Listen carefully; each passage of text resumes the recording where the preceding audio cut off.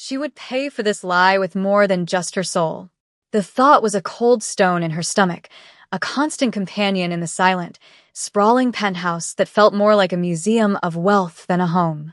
It was a deal born of desperation, a whisper in the dark that had been overheard by the one man who could turn it into a gilded cage. He was the city's shadow king, a titan of industry and whispered underworld dealings, and she was just his maid, a ghost who polished his marble floors and ironed the sharp creases into his emotionless suits.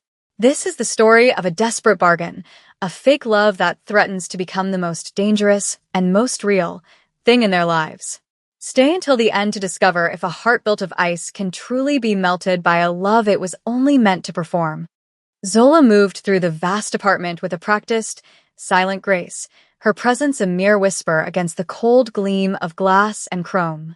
Every surface in Kong Jinwoo's penthouse reflected the Seoul skyline, a glittering tapestry of a world he commanded from this sterile perch 40 stories in the air. The silence here was absolute, broken only by the hum of the climate control and the soft swish of her dark blue uniform. It was a silence that pressed down, heavy and suffocating, a perfect mirror of the man who inhabited the space. Jinwoo was a creature of shadow and control. She had worked for him for 6 months and had never heard him raise his voice, never seen his stoic expression flicker with anything resembling joy or sorrow. He was granite, immovable and cold to the touch. Yet, she saw the loneliness etched into the corners of his eyes when he thought no one was watching, a profound isolation that all the money in the world couldn't fill. She understood loneliness. Hers was a different kind, a frantic, clawing thing born not of wealth but of its absence. Her phone buzzed in her pocket, a vibration of doom. She knew it was her aunt. Slipping into the cavernous pantry, she answered, her voice a hushed prayer. The news was exactly what she feared. Her mother's hospital bills had increased, and her younger brother, David, would be kicked out of the university if his tuition wasn't paid by Friday. The familiar wave of panic, cold and nauseating, washed over her. She was their pillar, the one who had sacrificed her own dreams of opening a small bakery to send money home. But now, the pillar was crumbling. Leaning her head against a shelf of imported spices that cost more than her monthly rent, a single, hot tear traced a path down her cheek. The weight of it all, the endless, grinding pressure, finally broke the surface. "Oh, God," she whispered into the silent pantry, her voice cracking with a strain of unshed sobs. "What am I going to do? I need a boyfriend. A rich one. Just for a little while. Someone to help. Just for a moment." She squeezed her eyes shut, a foolish, childish wish escaping into the dark. It was the most vulnerable, most honest thought she'd had in months, and she thought she was utterly alone when she said it. She was wrong. From the darkened archway of the dining room, Jinwoo stood motionless, a column of shadow against the city lights. He had heard every desperate, trembling word. The click of his polished leather shoes on the marble floor was like a gunshot in the oppressive silence. Zola's head snapped up, her heart leaping into her throat as he emerged from the shadows, his face an unreadable mask. In his presence, the sprawling penthouse seemed to shrink, the air growing thin and charged with a terrifying energy. She felt pinned by his gaze, a dark, penetrating stare that stripped away all her defenses and saw right into the frantic, desperate core of her. Panic, cold and sharp, seized her. She was fired. Of course, she was fired. Such a pathetic, opportunistic sentiment, uttered in the home of a man for whom money was a tool of power, not a solution to common desperation. She began to stammer, words tumbling out in a frantic rush. "Mr. Kong, I am so sorry. I didn't know you were there. It was a moment of weakness. It will never happen again, I promise. Please, I need this job." Her apology dissolved into a choked sob she couldn't hold back. He simply watched her, his expression unchanging. He didn't lash out, didn't call security. He just waited until her frantic explanation withered into a terrified silence. Internally, his mind was a storm of cold calculation. His grandfather, the old patriarch of the Kong dynasty, had delivered an ultimatum just that morning. Secure a suitable partner before the annual family summit in 2 weeks, or have one chosen for him, a choice that would inevitably involve a merger with a rival family, a woman of cold ambition who would be a liability, not a partner. He needed stability, a performance. He needed someone who would be convincing but temporary, someone with no claim to his world. He looked at Zola, truly looked at her for the first time. He saw the genuine fear in her wide, expressive eyes, the tremble of her hands clasped before her. This wasn't the cunning of a gold digger, it was the raw, unvarnished terror of a person at the absolute end of their rope. Her desperation, so inconvenient for her, had just become extraordinarily convenient for him. He took a step closer, his voice low and devoid of emotion, a stark contrast to the chaos raging inside her. You need a rich boyfriend, it wasn't a question. It was a statement of fact, a confirmation of what he'd heard. Zola could only nod, tears glistening on her lashes. He continued, his tone as sharp and precise as a surgeon's scalpel. And I require a fiancé for a family gathering, a temporary arrangement, a performance for a specific audience. Her mind struggled to keep up, the logic of his words failing to connect in the fog of her fear. He stopped directly in front of her, the sheer force of his presence overwhelming. I will solve your financial problems. All of them. Your mother's medical care, your brother's education. In return, you will play a role for me. You will be my devoted partner. He paused, letting the weight of the impossible offer settle in the space between them. I will be your boyfriend. The words hung in the air, a preposterous, dangerous lifeline. Zola stared at him, her heart hammering against her ribs. He was offering her a deal with the devil, a way out that led deeper into a world she couldn't possibly understand. It was a trap, a fantasy, a madness. But as she thought of her mother's tired face and her brother's hopeful eyes, she knew it was a madness she was about to embrace. The contract was as cold and impersonal as the man who'd had it drafted. It lay on the polished surface of his obsidian desk, a stack of pages filled with clauses and stipulations that governed every aspect of their manufactured reality.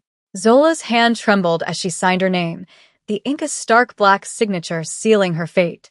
The moment the pen lifted, the air shifted. She was no longer Zola, the maid. She was a performer, and he was her director. The power dynamic, already skewed, had twisted into something new and infinitely more complex. Their first lesson began immediately. There was no time to waste. His family's summit loomed like a guillotine. We need a history, he stated, his voice clinical as he led her not to the kitchen or the laundry room, but to the plush leather sofa in his living area. It was the first time she had ever been permitted to sit there. The act felt like a transgression. He wanted to practice, to test their chemistry in a public setting where the stakes were low. He chose a restaurant so exclusive it didn't have a sign, a place where the waiters moved with silent efficiency and the clinking of cutlery was a hushed, reverent sound. Zola, dressed in a simple but elegant dress he had delivered, felt like an imposter. The fabric was silk, a material she had only ever touched while laundering his shirts. She clutched the small handbag, her knuckles white. The awkwardness between them was a tangible thing, a third guest at their table. He, a man who negotiated multi-million-dollar deals with brutal efficiency, was utterly lost in the art of small talk. She, a woman whose life was a whirlwind of work and worry, had forgotten how to simply be.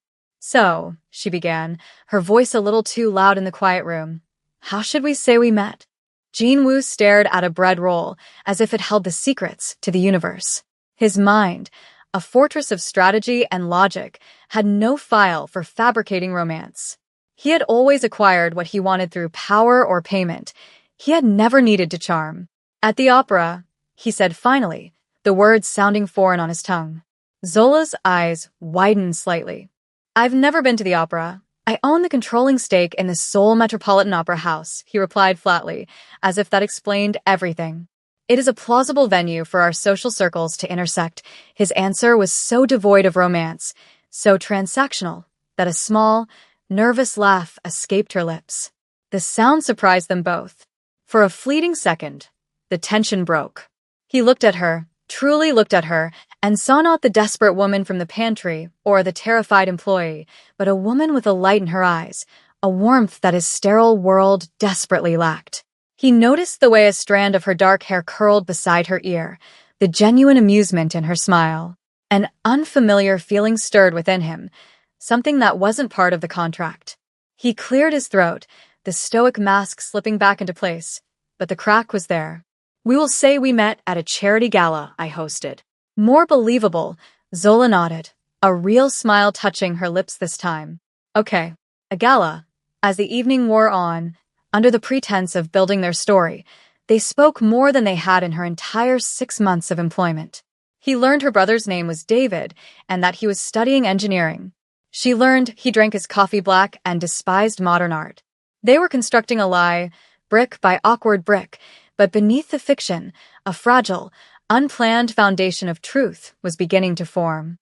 The penthouse, once a symbol of his authority and her servitude, transformed into their rehearsal stage. The sterile, silent space became the backdrop for their strange apprenticeship in intimacy. They moved from public etiquette to the far more treacherous territory of personal history, spending hours after her official duties were done creating a shared past. The city lights glittered below, a silent audience to their nightly performances.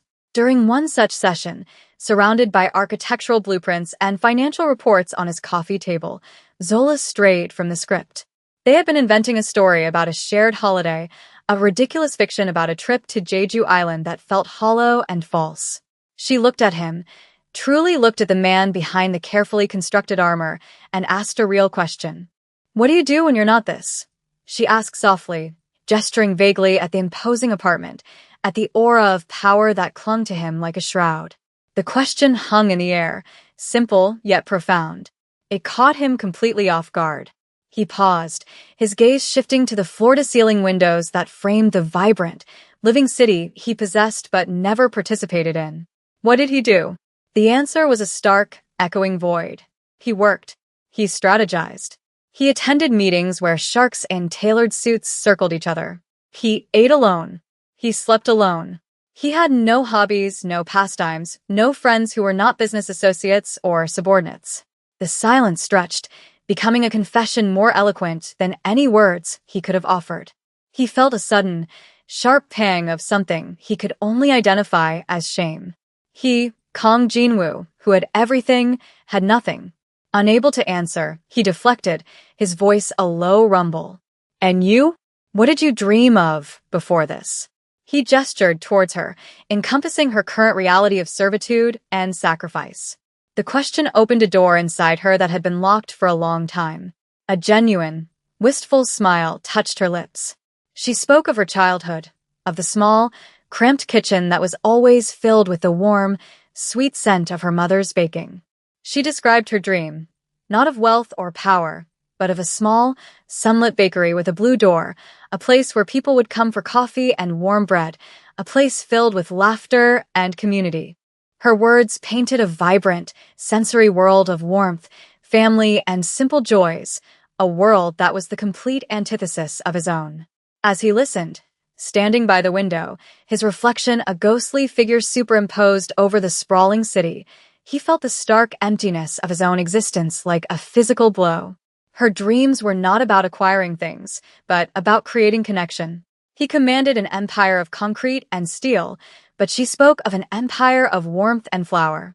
In that moment, the carefully constructed lines of their arrangement blurred. He was not just looking at his contractual fiancée, he was looking at a woman whose quiet strength and selfless heart held a richness he could never buy. A profound, unfamiliar longing echoed through the hollow chambers of his heart.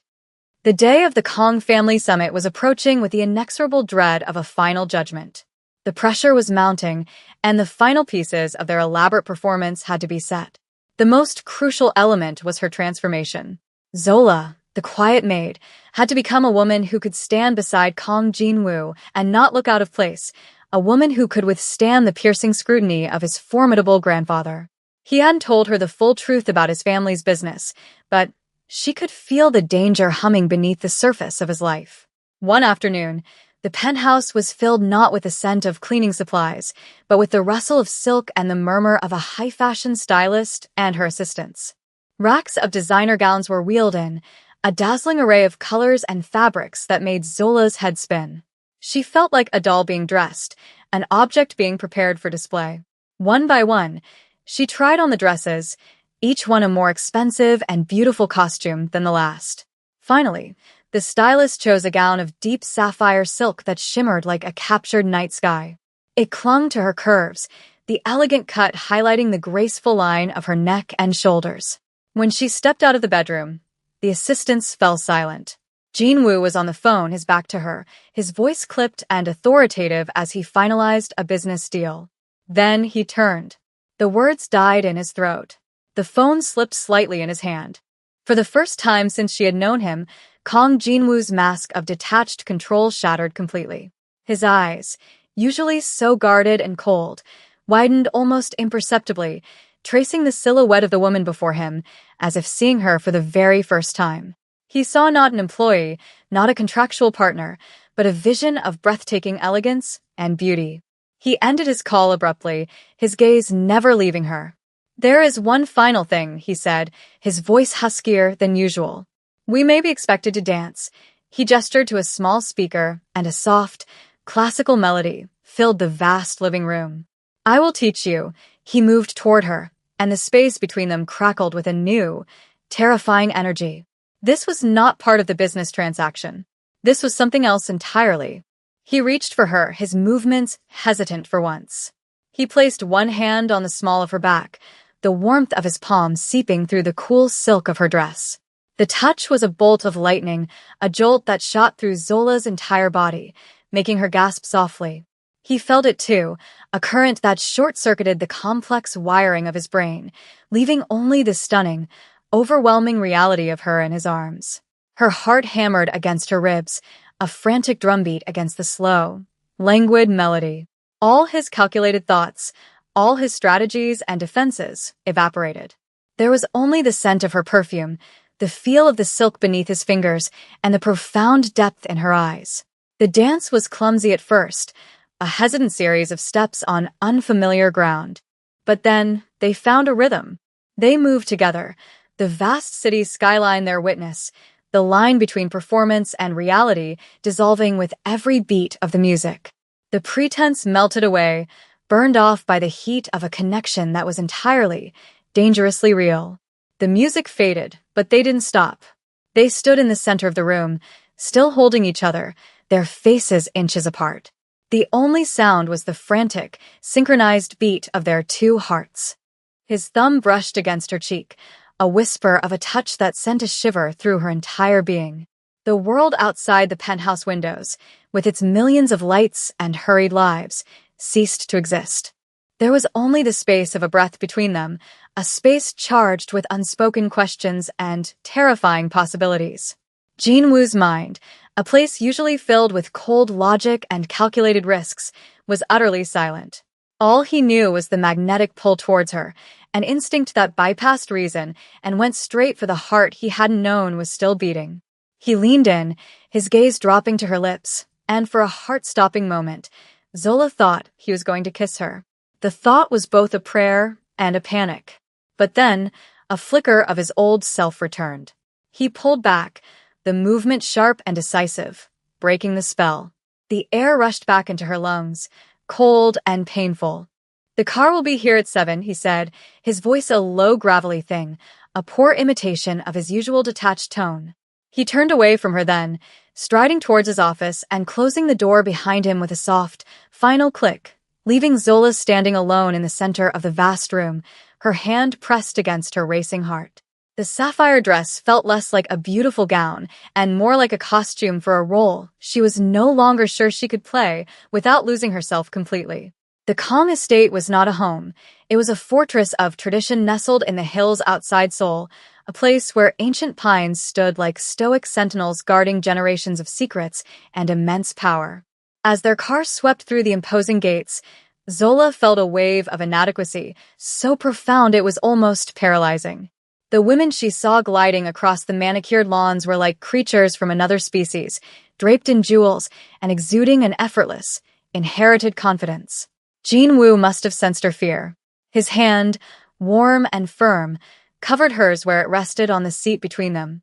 "Stay close to me," he murmured, his voice a low anchor in the storm of her anxiety. And do not let them see you are afraid. Inside, the air was thick with polite smiles that didn't reach the eyes and the quiet, brutal judgment of old money. All eyes turned to them as they entered, a wave of whispers following in their wake. But the most formidable gaze of all belonged to the old man seated at the head of a long, formal dining room. Chairman Kong, Jin Woo's grandfather. He was a patriarch from another era, his face a roadmap of hard-won battles, his eyes as sharp and discerning as a hawk's. He beckoned them forward, his gaze sweeping over Zola with an intensity that felt like a physical violation. So, the chairman's voice was like stones grinding together. This is the woman who has finally captured my grandson's attention. Zola's heart hammered, but she met his gaze, remembering Jin Woo's advice. She gave a small, respectful bow. It is an honor to meet you, Chairman. Throughout the tense, multi-course dinner, she was peppered with questions about her family, her education, her interests. With Jin Woo providing quiet, supportive cues, she navigated the minefield, using the fabricated stories they had so painstakingly rehearsed. She spoke of her fictional art history degree, of charity auctions and summers in Europe, and to her own astonishment, they believed her. More than that, they seemed charmed by her quiet grace and deferential manner. She was the perfect, unassuming partner for the family's powerful heir. The true test came after dinner, in the grand, dimly lit garden.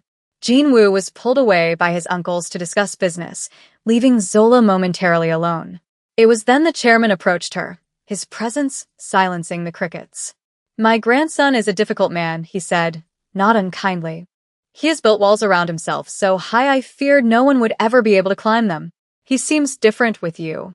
Lighter, he looked at her then, his gaze softening for the first time. What is it you see in him? The question was real, not part of the test. It demanded a true answer. Zola looked across the garden to where Jin Woo stood, his silhouette stark and powerful against the ambient light. She thought of the loneliness in his eyes, the awkward way he'd tried to invent a romantic story, the surprising gentleness of his hand on her back when they danced. I see a man who carries the weight of the world on his shoulders, she answered softly, her voice filled with an unplanned, genuine emotion. And I see a good man who deserves to have someone help him carry it at that moment. Jin Woo turned, his eyes finding hers across the expanse of the garden. A silent communication passed between them, an acknowledgement that transcended their contract. The chairman saw it too. He gave a slow, satisfied nod. Later, as they prepared to leave, the night air was cool and crisp. Jin Woo led her to a secluded part of the garden, near a stone bench overlooking the distant city lights. You are incredible, he said, his voice filled with a raw admiration she had never heard before. The tension of the evening, the fear and the adrenaline, finally gave way to a powerful, overwhelming wave of emotion. The line between the lie and the truth had been erased. He stepped closer, his hands coming up to cup her face, his thumbs gently stroking her skin. Zola, he breathed her name like a prayer. And then he lowered his head and kissed her. It was nothing like a performance. It was a collision of desperation and longing, of loneliness and hope.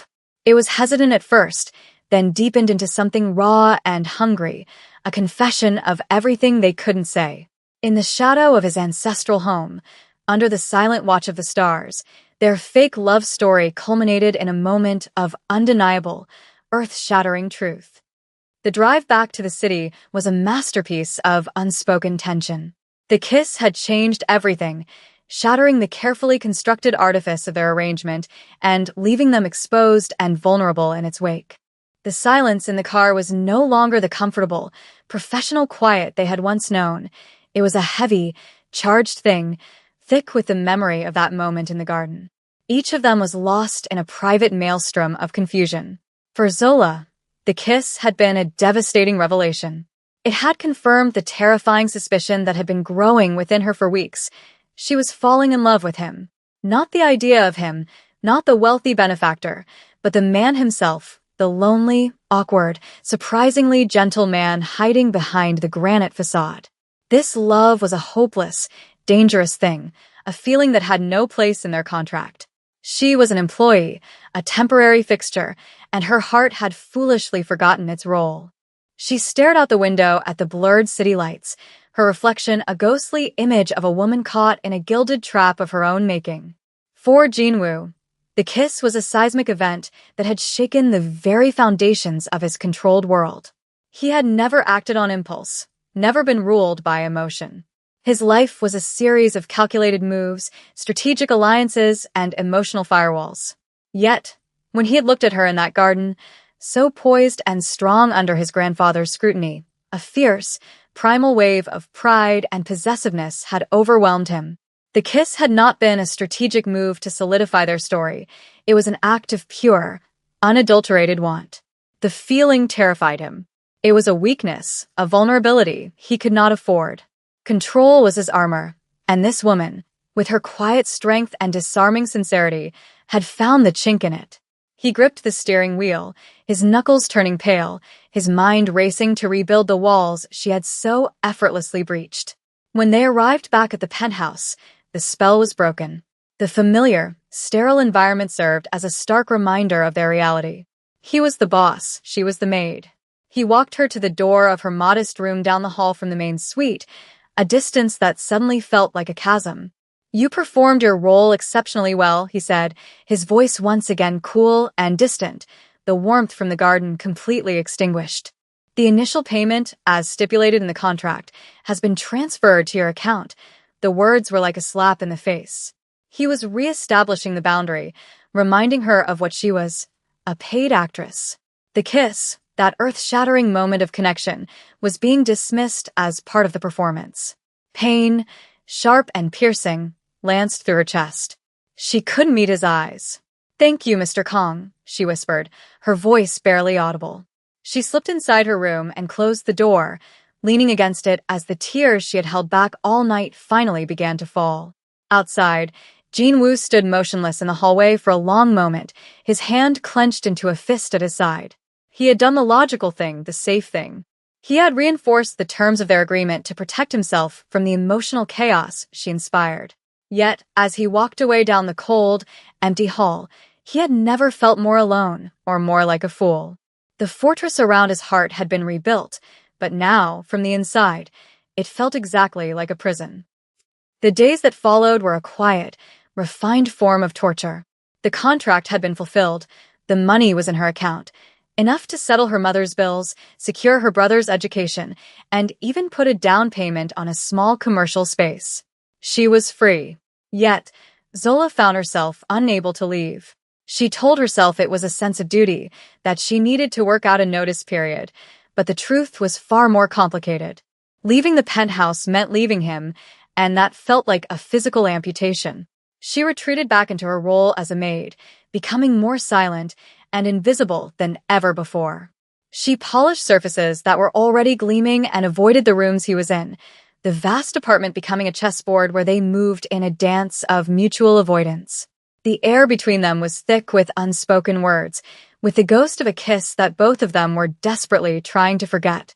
Jinwoo, for his part, threw himself back into his work with a renewed, almost manic intensity. He took meetings at all hours, his voice a cold, sharp instrument of command on conference calls that echoed through the silent apartment.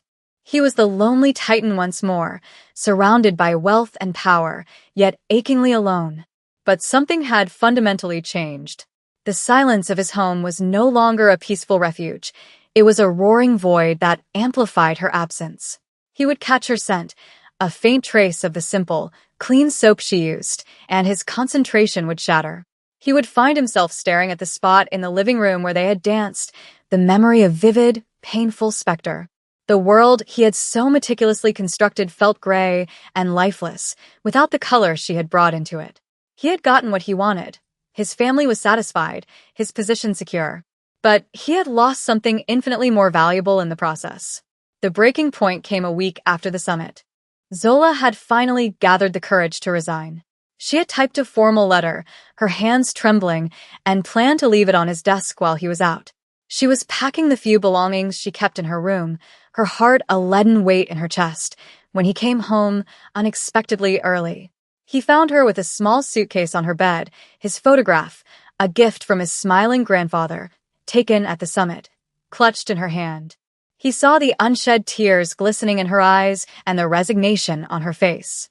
The sight broke through his carefully constructed defenses like a battering ram. The thought of her walking out of his life, of this silence becoming permanent, was unbearable. "What are you doing?" he asked, his voice rough with an emotion he couldn't name. "The contract is over, Mr. Kong," she said, her voice quiet but steady. She refused to let it break. "I'm leaving.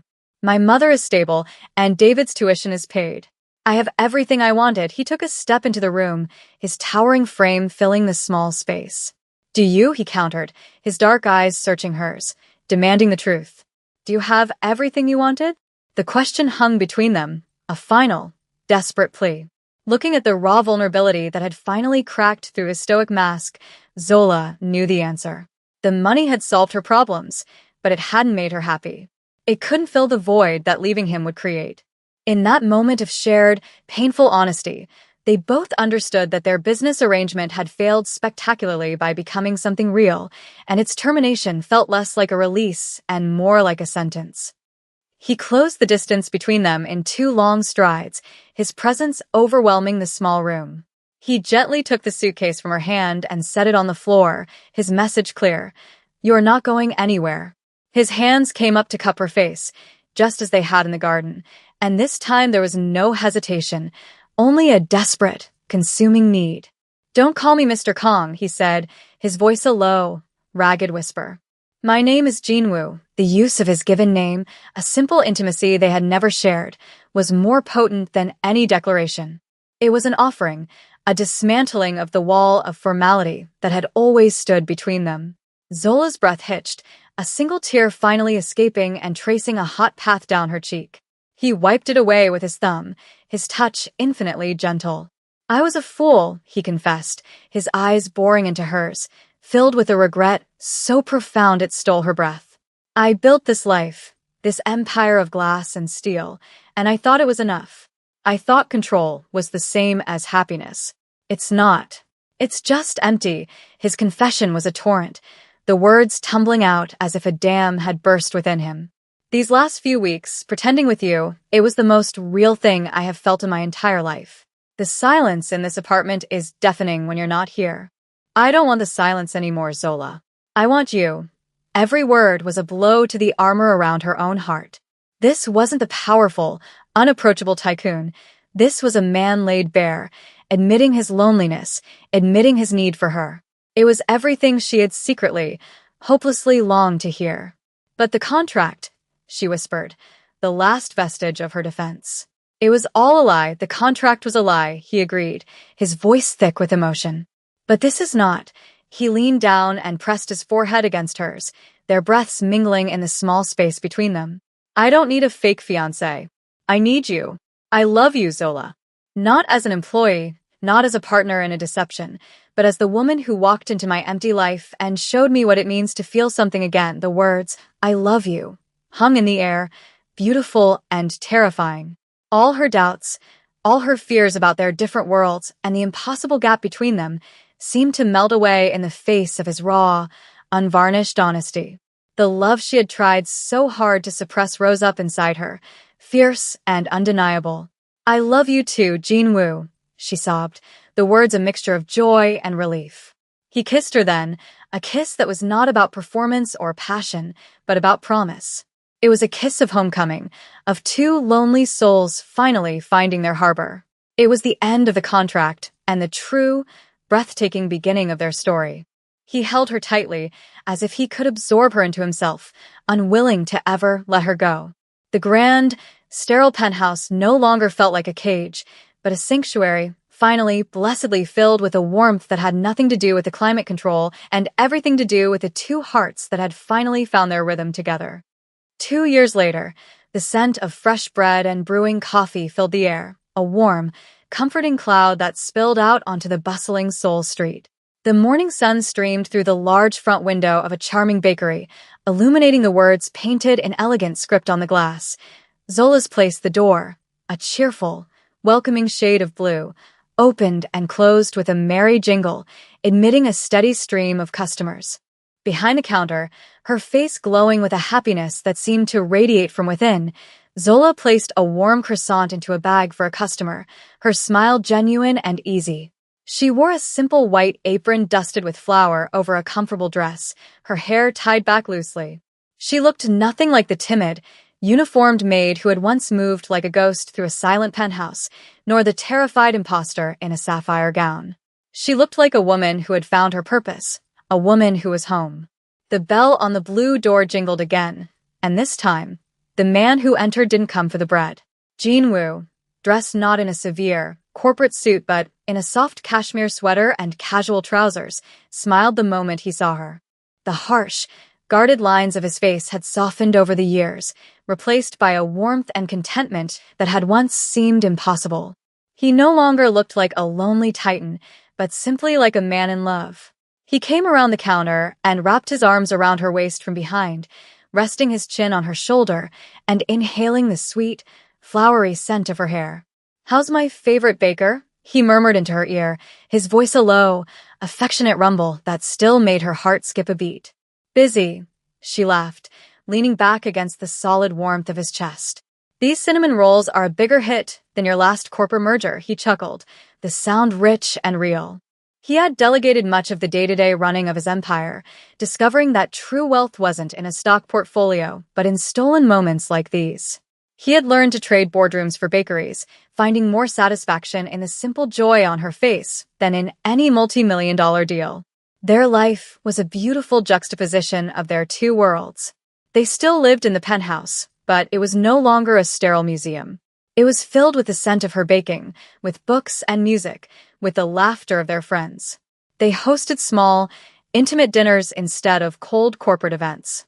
His family, won over completely by Zola's genuine heart and the profound change she had wrought in him, had embraced her fully.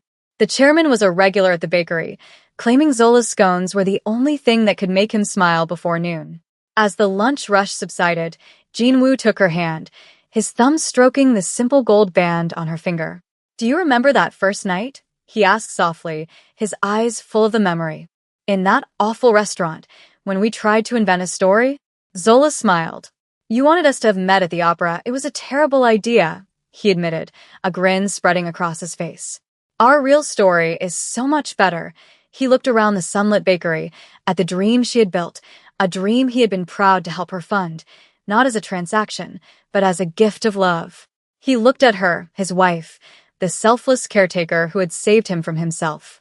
Their beginning was a desperate bargain, a lie whispered in a moment of despair. But from that lie, they had built the most profound truth of all, that love isn't found in perfect circumstances, but is forged in the fires of shared vulnerability, and that sometimes, the most unexpected decision, born of a whisper in the dark, can lead to a lifetime of light.